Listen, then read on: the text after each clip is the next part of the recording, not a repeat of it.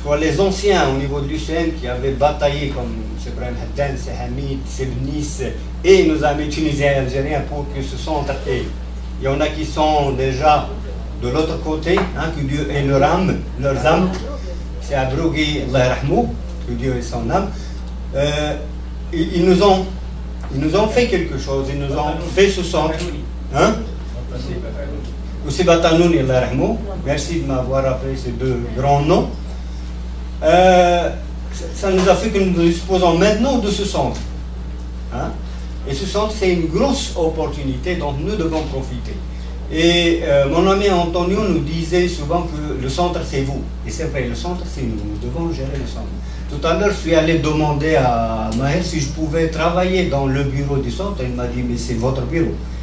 Donc, il faut qu'on aille vers cette situation, vers cette réalité, et travaillons comme vraiment bureau, parce que c'est nous, hein, s'il y a si je peux dire des fonctionnaires entre parenthèses, c'est juste pour catalyser, pour coacher, mais c'est nous qui devons travailler, c'est nous le sommes. Et c'est l'opportunité, d'accord? Troisième opportunité, c'est le programme Afrique du Nord. Nous avons une feuille de route. Alors ce que nous a présenté Maher tout à l'heure, c'est quelque chose de cohérent, que nous avions travaillé auparavant ensemble, et que nous avions validé à travers un certain nombre d'ateliers, etc. Et je pense que c'est une feuille de route assez raisonnable et assez objective sur laquelle nous pouvons nous baser, que nous pouvons décliner en programmes nationaux et réaliser des choses au niveau de chaque pays. Ces opportunités, si vous voulez, vont nous permettre de réaliser ces enjeux ou ces objectifs initiaux, mais il nous faut une certaine stratégie. Et cette stratégie, nous devons l'élaborer. On ne peut pas sortir avec une stratégie de cet atelier. Nous devons planifier un travail pour élaborer cette stratégie de gouvernance. Je préfère dire stratégie que de dire gouvernance, parce que dans le cadre des ateliers de renforcement de capacité, nous avons trop parlé de gouvernance et très peu de monde réalise qu'est-ce que nous voulons. Il faut qu'on ait une démarche, une approche de travail ou une stratégie, hein, utilisant un langage plus simple que nous comprenons, je pense, à mon avis. Donc c'est d'avoir un premier élément de cette stratégie, je vais être très très bref, monsieur le modérateur, c'est d'abord d'avoir une vision. Hein, nous avons un programme, c'est à mon avis notre vision, c'est notre feuille de route, c'est notre programme d'action. Un deuxième élément, c'est qu'on doit mettre en place un cadre institutionnel et légal, bien sûr, pour la mise en œuvre de cette feuille de route. Parce que s'il n'y a pas cet outil au niveau de chaque pays, on ne peut rien mettre. Troisième élément, c'est qu'on doit renforcer les capacités de tous les acteurs. Et le quatrième élément de la stratégie, c'est que nous devons arriver à définir et à affecter les rôles des uns et des autres. Parce qu'il y a les États ou les administrations, il y a les ONG, il y a le milieu universitaire et il y a les populations locales. Si on n'a pas de formule pour travailler ensemble, on va continuer comme avant. C'est de très belles expressions que nous avançons souvent en disant l'intégration de la population et tout ça. Mais la question c'est comment, et ça on ne le sait pas encore comment. Hein, l'intégration de la population, ce n'est pas de les inviter à un atelier, de leur raconter des histoires et après leur financer des ruchers. Hein, l'intégration de la population, c'est autre chose. Il faut d'abord que cette population soit au niveau d'être intégrée, au niveau capacité de gestion, au niveau capacité de travail avec les autres partenaires qui sont généralement beaucoup plus éduqués dans le sens scolaire, hein, et non pas dans le sens éducation. Je vous remercie.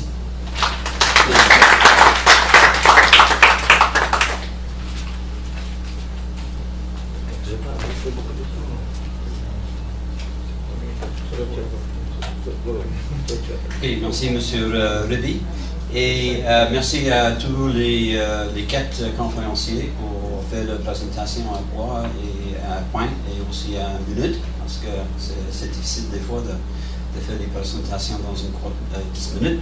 On commence avec la période maintenant de discussion, de dialogue, comme Troy a expliqué au début. Et j'invite les 4 panélistes en avant ici parce qu'il faut toujours utiliser le micro pour avoir la bonne traduction. Et je vais faire quelques suggestions pour la période parce que c'est plus ou moins ouvert à vous pour poser des questions, des commentaires, d'avoir un peu de dialogue.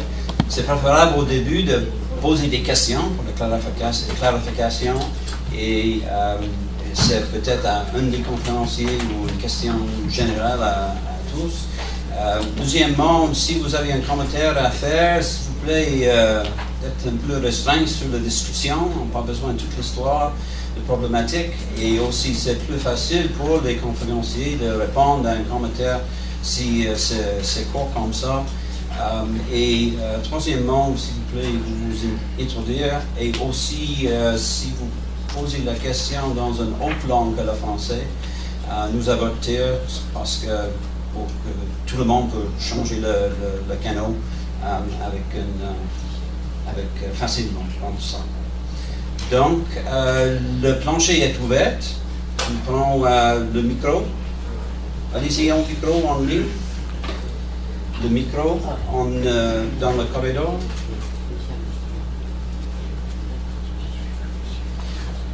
Merci.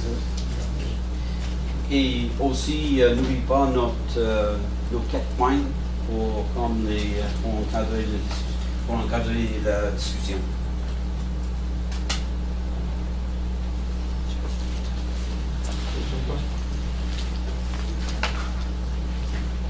Pour le micro au centre, monsieur le technicien, le micro, sont ouverts ou non? Ok.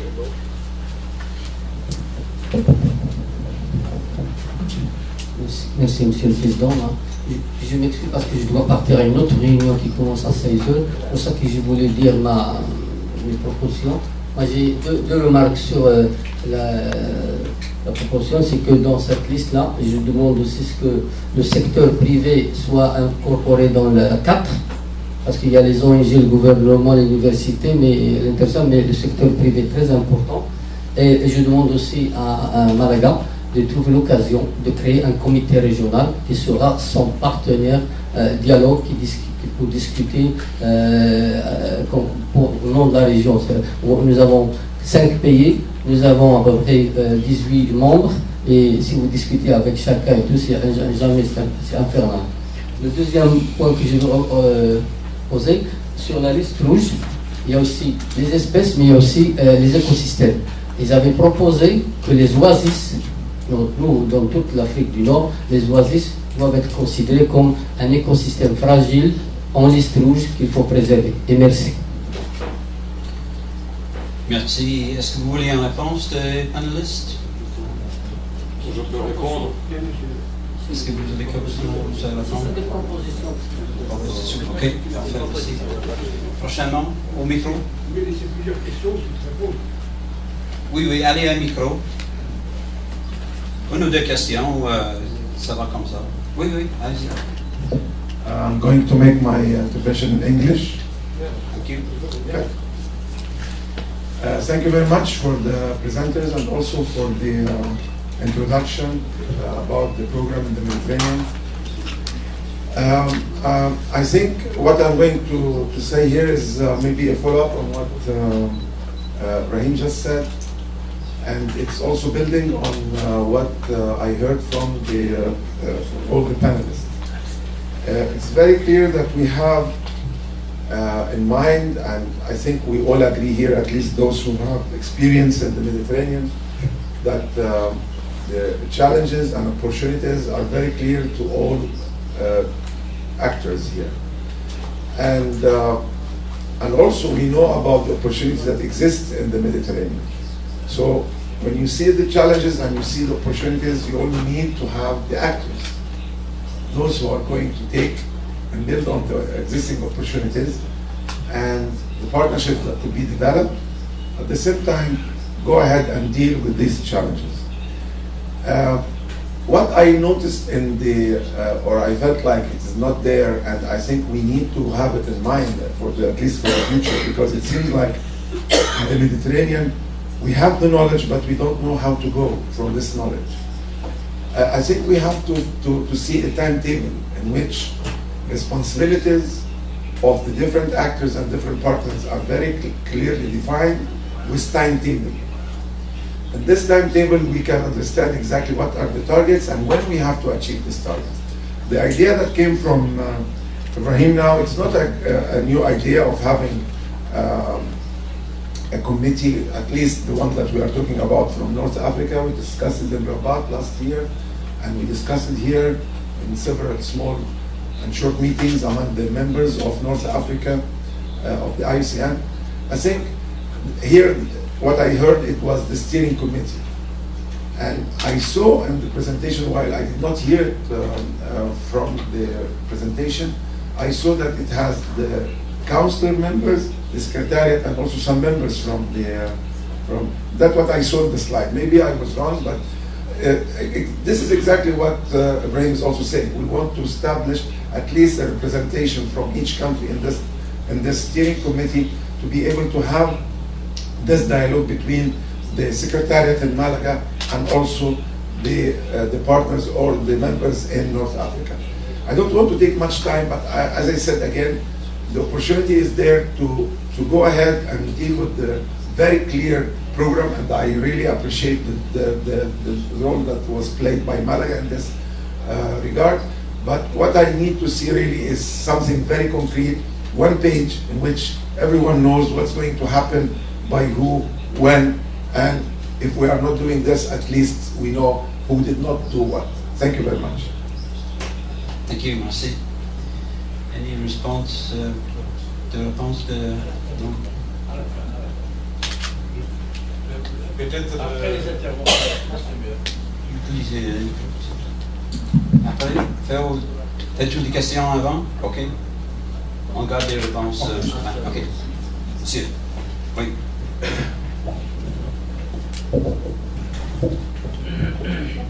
Voilà. Merci. Je remercie donc les panélistes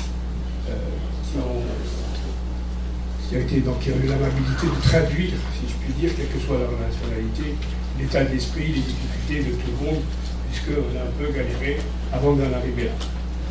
Mais bon, je crois qu'au-delà d'un programme qui va jusqu'en 2016, je voudrais qu'on nous pose, qu'on se nous pose des problèmes pour l'avenir.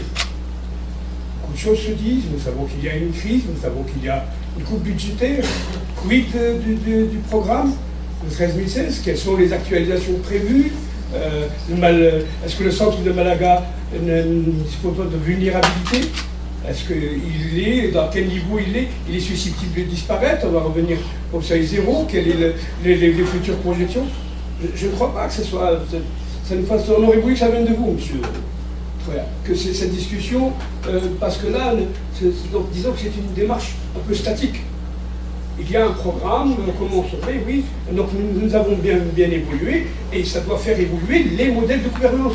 Nous avons parlé des comités de pilotage, mais peut-être encore plus, peut-être comment voir les gens qui seraient dans un tel ou un tel conseil.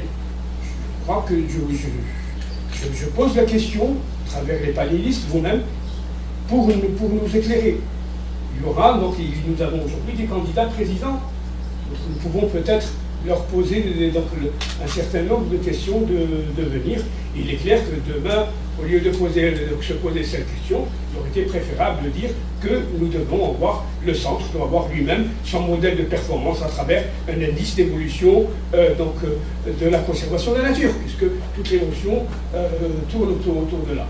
Voilà donc ma question, et je crois que l'éclairage, beaucoup de gens se posent ces questions. Nous sommes entre nous, nous devons poser les questions à nos candidats présidents, à ce genre de problème, et le programme en dépend, le modèle de gouvernance aussi. Merci.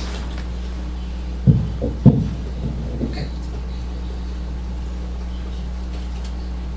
Pour poser des questions en ligne avec le micro, juste parce que c'est plus facile comme ça.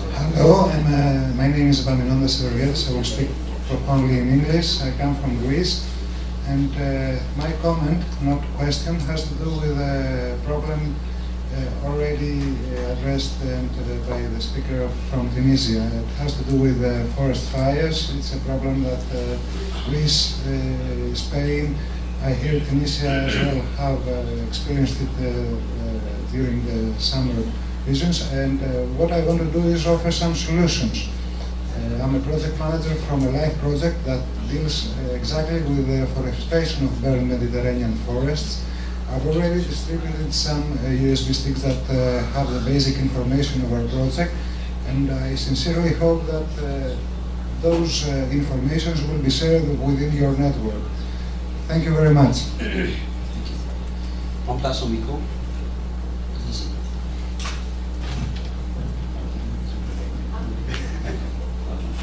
Donc,